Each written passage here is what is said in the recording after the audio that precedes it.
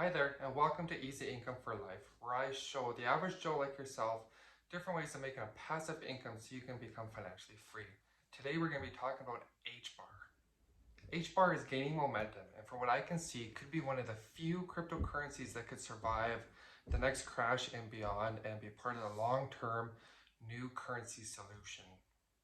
To be honest, HBAR was not on my list of cryptos I was following until I started seeing a couple of videos from Mike Mahoney on GOLDSILVER.com. So this is where I got the idea from, and I wanted to really share it with my audience. So why does HBAR stand out compared to some of the other cryptocurrencies that we're used to hearing, like Ethereum and of course Bitcoin? Well, the first reason is it actually differs from the traditional cryptocurrency a little bit. It actually uses a distributed ledger technology, DLT, and actually stores the data as hashes and not blocks.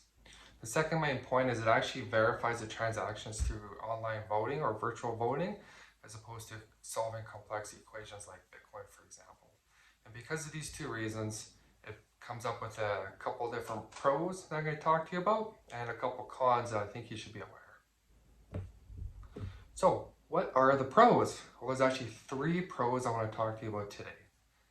The first one is it's extremely fast. So the first pro, it's extremely fast, especially when you compare it to Ethereum and Bitcoin.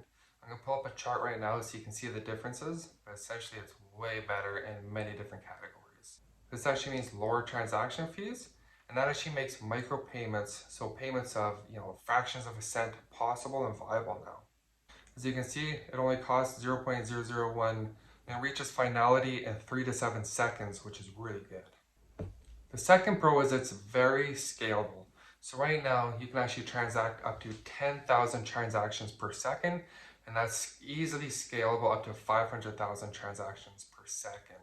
For comparison, Ethereum does about 12, and Bitcoin does about 3 transactions per second. So way faster, way more efficient. Of course, that's going to translate into our third pro, which is it's very energy efficient.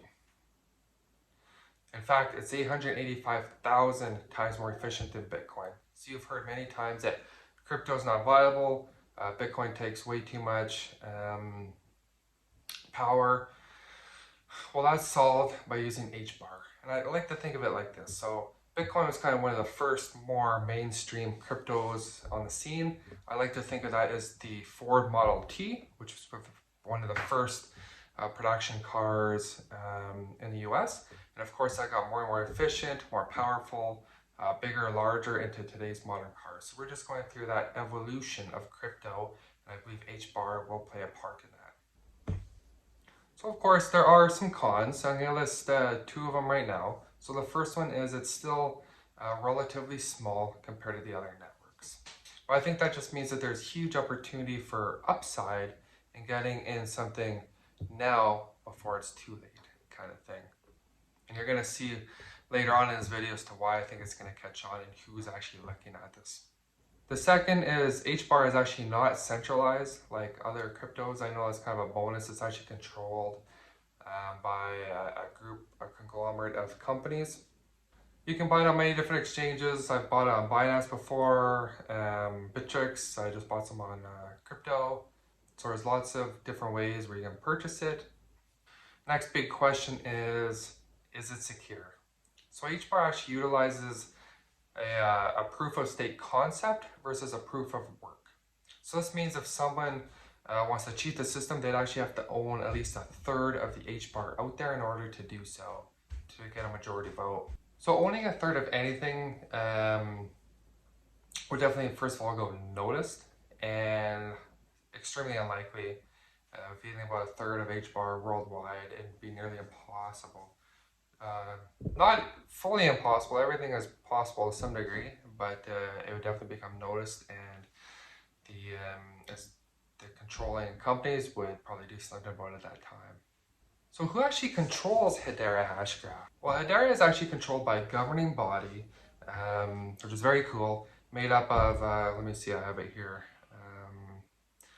39 companies in total spanning 11 countries. So these are actually Fortune 500 companies like Google, IBM, LG, T-Mobile, and so on. So you can see that all these different companies are fully aware of HBAR's potential and are watching it very closely to see how they can incorporate it into their business model. So where is HBAR actually used right now? Well, it's used many places, more minor, but there's one that I really want to highlight because this, I believe, is a big one that really could gain traction and get a lot more visibility and into the spotlight. So the U.S. Federal Reserve payment system platform called FedNow just added DROP, D-R-O-P-P, which is actually an HBAR based system. So you can imagine if the U.S. Federal Reserve adopted technology that's using HBAR, it's got to be, obviously it went through all the verifications and they fully back its capability, which I think is super cool. So just to wrap it up, and really just simply put, I think there's a ton of potential with HBAR. I mean, Mike Mahoney at Gold and Silver is all over it. The Fortune 500 companies in the governing body are all over it. And all these little small wins like the US Federal Reserve using it, and the other ones will really just cascade the snowball effect and really gain momentum. And really you want to get in before that momentum. So I've purchased some HBAR recently. I mean, we're sitting around that 5 cent mark right now, which you can imagine the upside to that. And again, I'm not a licensed financial advisor. That's just what I've done. So please do your own research before you make your own trades. But please make sure to hit the subscribe and like button, and I will see you next time.